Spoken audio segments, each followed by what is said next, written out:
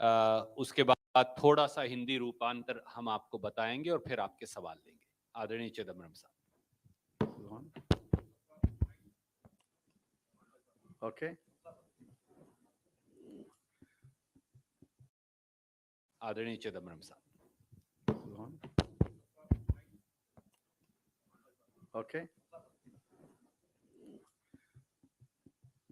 Good afternoon to all of you. When the finance minister and officials of the Ministry of Finance sat down to write the budget speech, what ought to have stared them in the face were the following facts.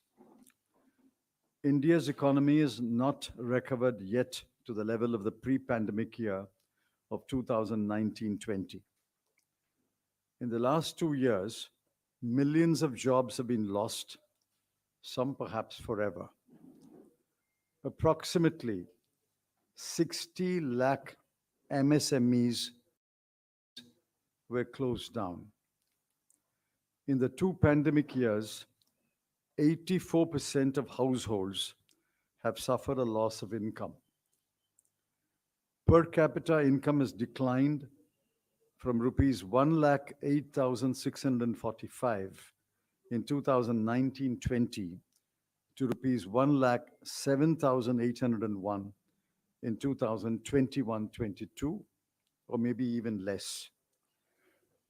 Per capita expenditure has declined from rupees 62,056 in 2019-20 to rupees 59,043 in 2021-22. An estimated 4.6 crore people have been pushed into extreme poverty. Huge learning loss among school children, especially children who live in rural India and are enrolled in government schools. Malnutrition, stunting, and wasting among children has increased, and India's rank in the Global Hunger Index has fallen to 101 out of 116 countries. The unemployment rates have reached 8.2% for urban and 5.8% of rural workers. WPI inflation is estimated at 12% and CPI inflation at 5.3%. These are hard facts. The hard facts should have been there before the finance minister. After the budget was presented, we asked ourselves, what has the budget done to address any of these grave challenges? The blunt answer is nothing. This budget has done nothing to address any one of the challenges that I've outlined. The government behaves and acts as though it is on the right path and has delivered on the issues that matter to the common people. This is false. This is also bull-headed obduracy. This also reflects the government's contemptuous disregard of the burdens and sufferings of the people. I was astonished, shocked that the finance minister was outlining a plan for the next 25 years, which he called the Amrit Kal. The government seems to believe that the present does not need any attention, and the people living in the present can be asked to wait patiently until the Amrit Kal dawns. This is nothing but mocking the people of India, especially the poor and the deprived. There was not a word in the speech about any cash assistance to the very poor who've been pushed into extreme poverty and suffered immensely during the last 2 years. Not a word for those who had lost their jobs. Not a word about creating jobs for those whose education stopped at some stage at the school level. Not a word about reviving MSMEs that had shut down. Not a word about distributing more food to combat malnutrition and hunger. Not a word about cutting indirect taxes, especially GST, to contain inflation and bring down the prices of goods, and not a word about giving tax relief to the tax-paying middle class or the tax-bearing head of a household. By any standard, today's budget speech was the most capitalist speech ever read by a finance minister. The FM has mastered the jargon of capitalist economics. Read her speech again. Count the number of times she used the words digital, portal, IT-based, paperless, database, ecosystem, global, Atmanirbhar. The word poor occurs only twice in paragraph 6, and we thank the FM for remembering that there are poor people in this country. There are worrying macroeconomic indicators. Top of the list is that the fiscal deficit for 2021-22 has overshot the target of 6.8% and is estimated at 6.9%. For the next year, it will be 6.4%. That is insufficient correction if the goal is to reach 4% 3 years hence by 2025-26. The financing of the fiscal deficit is also a matter of concern. 70% of the FD in 2022-23 will be financed by market borrowing, as against 55% in the current year, crowding out private sector borrowing. The worry from the welfare angle is greater. Every key subsidy has been slashed. I repeat it, every key subsidy has been slashed. I'm reading the figures for the current year, 21-22, and the next year, 22-23. Petroleum from 6,517 crore to 5,813 crore. Fertilizer from 1,40,000 crore to 1,05,000 crore. Food, 2,86,219 crore rupees to 2,06,481 crore rupees. The outlay for agriculture and allied activities from 4.3% of GDP to 3.84% of GDP. Crop insurance from 15,989 crore to 15,500 crore. Maganrega from 98,000 crore to 73,000 crore. The total subsidy bill has been cut by a humongous 27%. This is the most unkindest cut in this budget. The finance minister may have forgotten the poor, but the poor have long memories. The next worry is about raising more resources. The FM is betting on heavy market borrowing, an increase in corporate tax by 85,000 crore, personal income tax by another 85,000 crore, and GST by 1,05,000 crore. There is not a word about raising more resources from the rich, especially the very, very rich 142 persons whose wealth in the last 2 years has increased from 23 lakh crore to 53 lakh crore. You will ask me, no doubt, if there is not any aspect of the budget that I welcome. There is a short list of 3.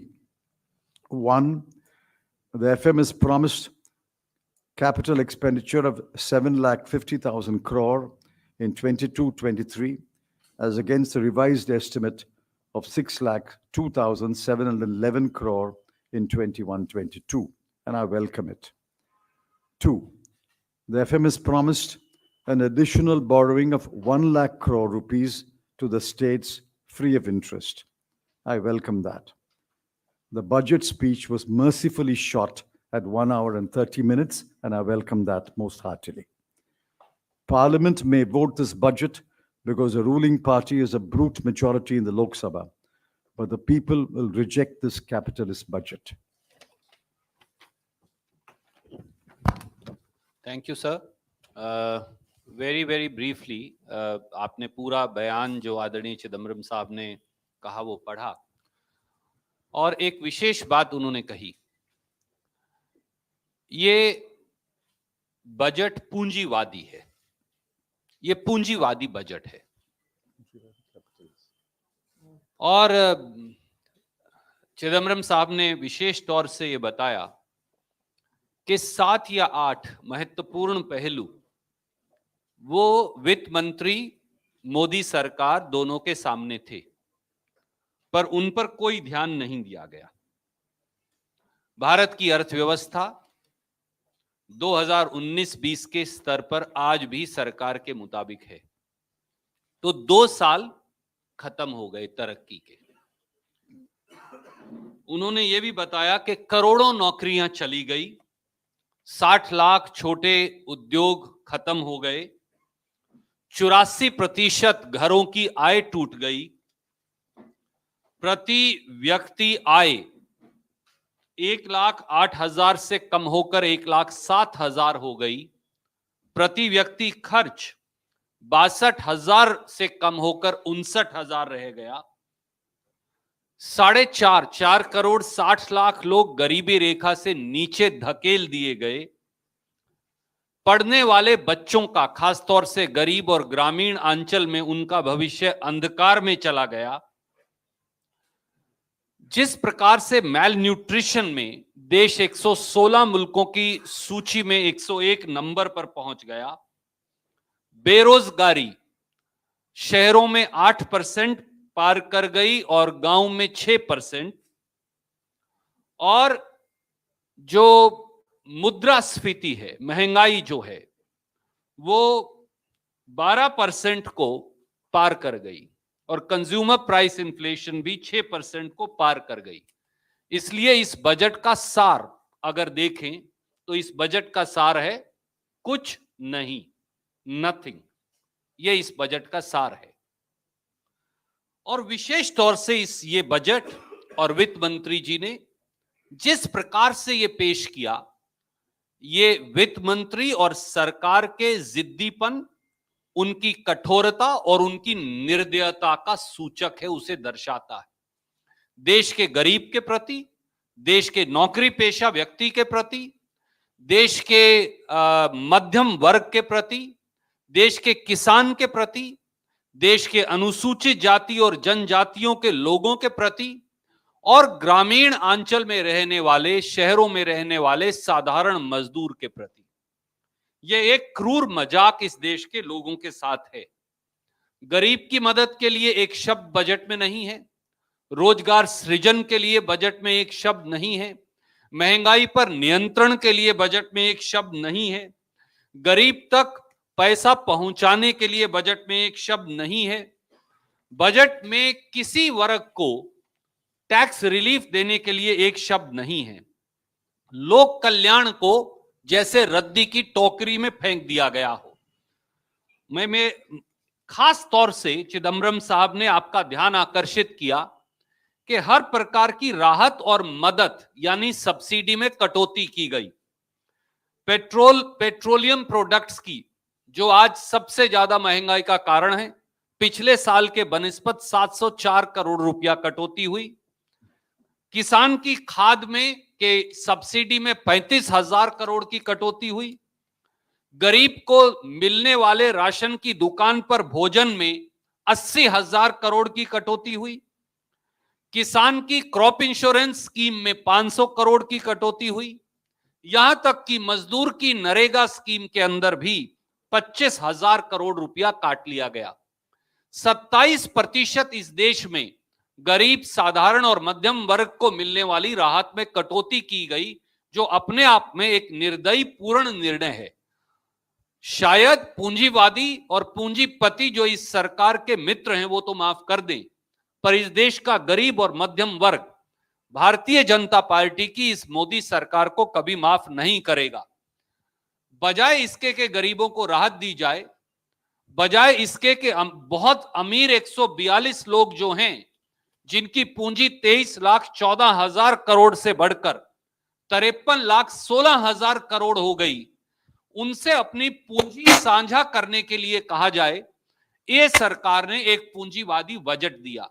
कोई प्रश्न अब आप पूछना चाहें तो उसका स्वागत है। We'll go one by one. Can we start with PTI, ma'am, and I'll come to you. Mr. Sanjeev Chopra. So the industry has, a large section of the industry has hailed the budget as growth oriented, with a thrust on capital expenditure. And you said it's a capitalist budget. So would you say that it is meant only to help a section of the big industry? Yes. This is the most capitalist budget speech I've read. Now, corporate tax alone, Finance Minister expects an increase of 85,000 crore. Let's take average capital tax as 25%. If the government is getting an 85,000 crore extra, which means the corporates are going to get 2,55,000 crore profit extra. Because 75% goes to the corporates and 25% goes to the government. If government expects an increase of 85,000 crore, then the corporates will get another 2,50,000 crore more profits. This is the most capitalist budget. There's not a word. I mean, I'm shocked. Not a word about the poor, the tax-paying middle class, the agriculturist. Not a word. And they don't care. Ma'am, both you, I'll come to you. Salman in the Delhi, Meenakshi Bhattacharya. And don't you think that India is straightforward for removing all the print media? Did she say something about removing the print media in her budget? I mean, I won't be surprised. They are forwarding for the digital media. Aicc, Supriya. So my question is that people are hoping that in this very budget there will be something said about the NSP. A lot of opposition party leaders are saying that they were hoping that they will talk about something legalizing the NSP, which has seen a huge year-long protest by the farmers, and still the farmers are agitating, and there's no clarity as far as the NSP is concerned. What's your take on it, sir? They don't care. You see, they know that the farmer has to go back to his field and grow crops. The farmer has no choice. That's why they have the audacity to cut fertilizer subsidy from 1,40,000 crore to 1,05,000 crore, and to cut the outlay for agriculture and allied activities from 5.1% in 2020-21 to 4.3% in 21-22 and to 3.84% in 22-23 as a percentage of GDP. They don't care. Siddharth from ANI. So, what's the income rate 3% tax per target? And some tax on virtual indirectly cryptocurrency. So, how do you what's the take on it? That's obviously at the behest of the very rich people in this country. A crypto digital asset is crypto. They've invented the word digital asset. What is a digital asset? It's only cryptocurrency. Now, by a sleight of hand, instead of RBI announcing it, the finance ministers virtually announced that cryptocurrency is legal from today.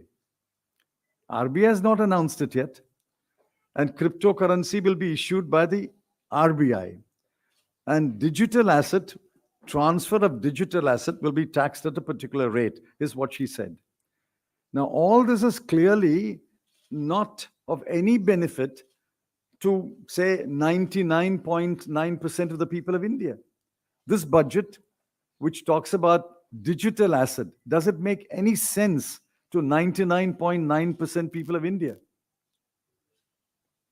The government proposed spending is just up by 5%, less than 5%. This at the time when you and many others are saying that government should be spending more for the economy to revive. And also, how do you see the spending allocation also? Because now you have said that the subsidies have been cut at a large rate. See, I don't know where they're going to spend. I've noticed that on the capital account, as I've said, they will spend a little more than this year. I've welcomed it from 6,02,711 crore to 7,50,000 crore. That's one expenditure I'm able to identify. Otherwise, where they're going to spend, how they're going to spend is not clear. I'll have to go through the expenditure budget document. Moving away from transparency, the budget documents are not available in hard copy. I had to print my set of budget documents today, paying something like 3,200 rupees. Now, how many people will bother to print the expenditure budget, the revenue budget, the receipts budget? So we'll go through that and find out where they're going to spend. But clearly, total expenditure, these numbers are clear. Total expenditure is increasing from 37,70,000 crore to 39,44,000 crore. That is an increase of about 1,70,000 crore.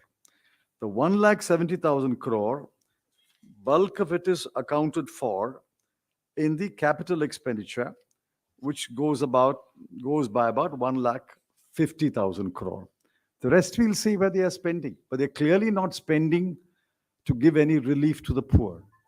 They're not spending to help those who have suffered because of the pandemic.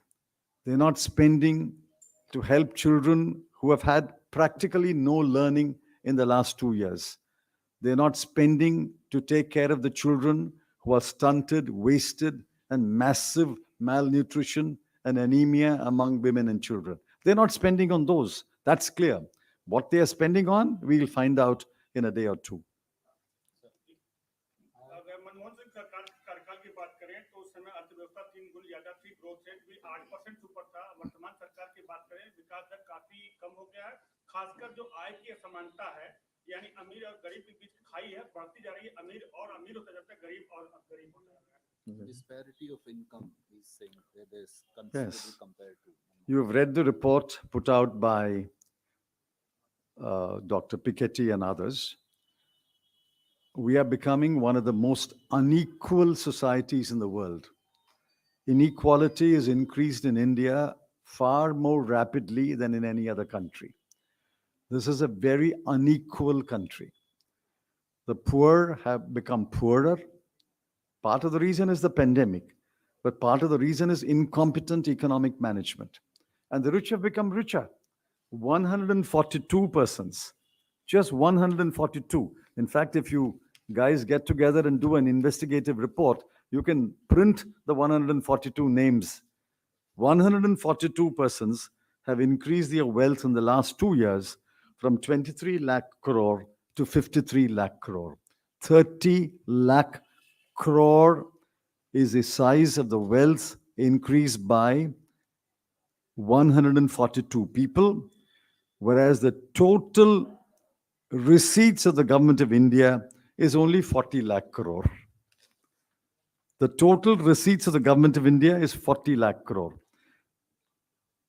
And these 142 people have increased their wealth by 30 lakh crore.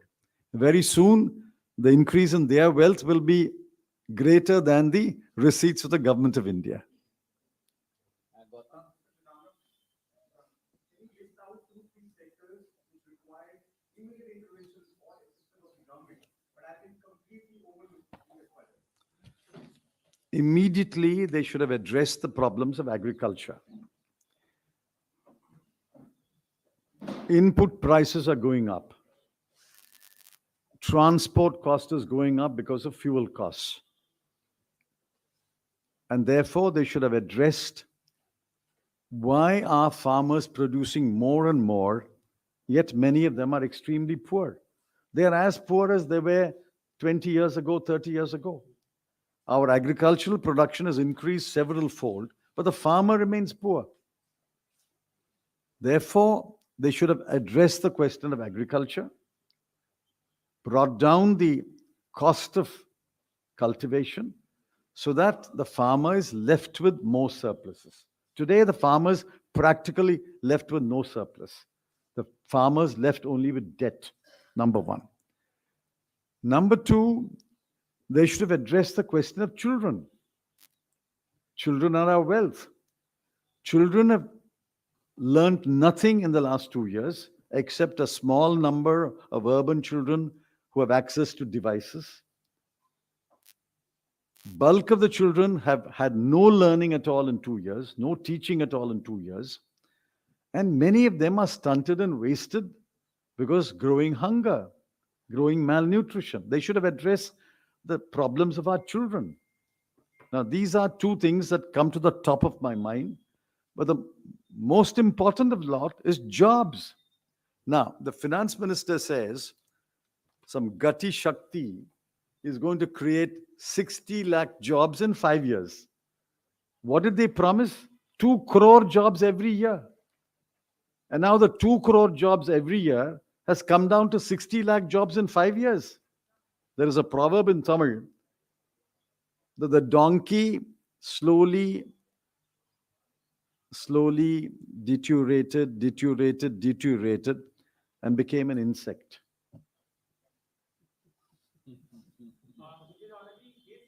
Can I come to you after her? Okay, ma'am. Sir, if we look at this politically, BJP is facing one of the most important elections of President's tenure in UP. But here, the finance minister is addressing the budget to just 1.1% of the people. And on top of that, they've cut subsidies and, like you said, nothing in agriculture. So, what is the reason? I mean, how are you looking at the mindset? Are they super confident or have they given up on you? I believe that they are not going into an election based on the record of performance. They are not going to election on the basis of the assurances and reassurances to the people. They are simply going to the election on the basis they can divide Indian society into Hindus and non-Hindus and capture the bulk of the Hindu vote. It's simply a cold, clever calculation that religion and Hindutva will propel us back to power. The people, the farmers, families with children, families who have debt, families who have lost jobs, families who have lost incomes, they must wake up and say, hey, what's going on here? What's going on here? My children are hungry. I don't have any surplus at all. I've lost my job. I've lost my income. Fertilizer prices are going up. Power costs are going up. Fuel costs are going up. What's going on in this country? And hold the BJP responsible. I sincerely hope after this budget, people will wake up to the reality of the BJP. I'm going to come to you.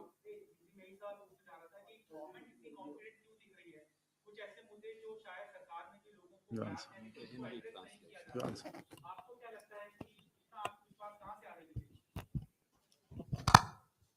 आदरणीय साथी, जैसा चिदम्बरम साहब ने कहा, ये सरकार केवल कुछ पूंजीपतियों की चाकरी कर देश के मध्यम वर्ग, नौकरी पेशा, गरीब, किसान, मजदूर, उनकी घोर अनदेखी और उनसे क्रूरता कर रही है, क्योंकि उन्हें लगता है कि समाज में नफरत और बंटवारा ही उनकी चुनावी कामयाबी का एकमात्र सूत्र है। जनता की सेवा नहीं, जनता को राहत नहीं, किसान, गरीब, मजदूर, युवा, बच्चे, महिलाएं, अनुसूचित जाति, जनजाति के लोगों की मदद नहीं, केवल और केवल धार्मिक और जातीय ध्रुवीकरण ही उनका एकमात्र रास्ता है। हमें यह विश्वास है कि इस देश के हर जाति, हर धर्म, हर क्षेत्र के लोग आगे बढ़कर मणिपुर से, गोवा से, पंजाब, उत्तर प्रदेश, उत्तराखंड, वो मौजूदा सरकारों से सवाल पूछेंगे कि उनकी आय, उनकी जिंदगियां, उनके रोजगार, उनका कल्याण इस सरकार ने क्रूरता से क्यों छीन लिया और केवल बंटवारा और नफरत ही क्यों सत्ता में बैठे हुक्मरानों का एकमात्र रास्ता बन गया? निर्मला सीतारमण ने राहुल गांधी के ट्वीट पर रिएक्ट करते हुए कहा only pity people comes with quick response और राहुल गांधी बिना पढ़े बिना समझे बजट को रिएक्ट कर देते हैं। क्या क्या उनके शासित राज्यों में छत्तीसगढ़ में नौकरियां हैं? क्या किसान आत्महत्या नहीं कर रहे हैं महाराष्ट्र में? Basically, sir, the question is that she reacted to the tweet, which you also said that he said it's a zero-sum game. There is nothing for anybody. She was reacting that this emanates from comprehension of the budgetary proposals. Yeah. And what is your response? I entirely agree. If it's an incomprehensible budget, what do we comprehend? I think one journalist asked her in the press conference. was a reaction, by the way. One journalist asked her in the press conference, the explanation you have given, madam, is totally ununderstandable. और आदरणीय साथी, मैं चिदम्बरम साहब की अनुमति से उनका जवाब पढ़कर बताऊंगा और उस पर अपनी टिप्पणी जरूर दूंगा।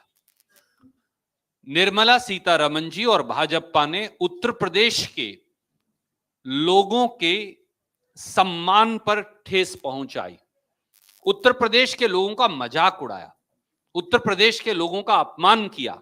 ये कहकर on Rahul Gandhi's zero-sum budget comment, FM Nirmala Sitharaman says it's a typical UP type comment.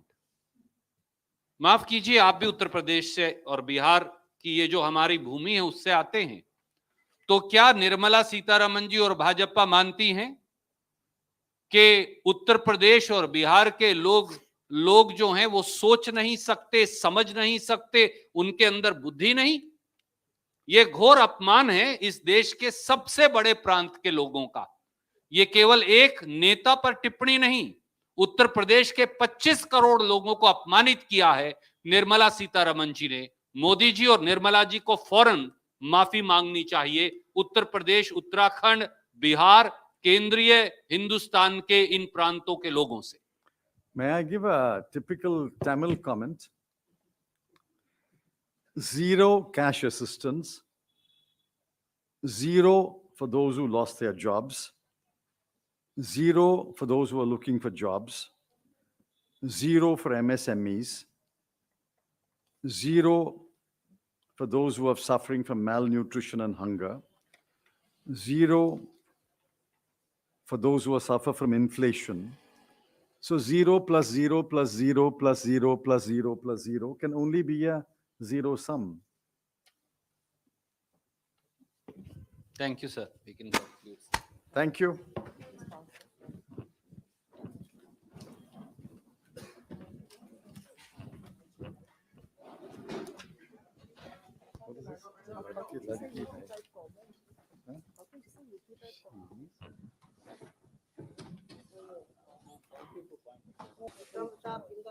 Sir, can you just join us for 5 minutes to discuss Goa?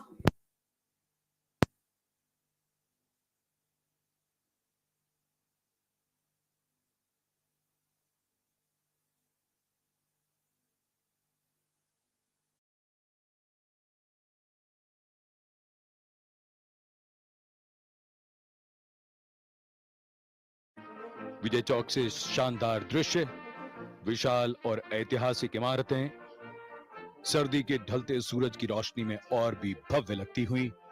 पूरा वातावरण उत्सुकता की चादर ओढ़े है। अब से कुछ ही देर में भव्य समारोह बीटिंग द ट्रीट प्रारंभ होगा। इस बार जब हम आजादी का अमृत महोत्सव मना रहे हैं, हमारे हर राष्ट्रीय पर्व की सज धज अलग है। बीटिंग द ट्रीट समारोह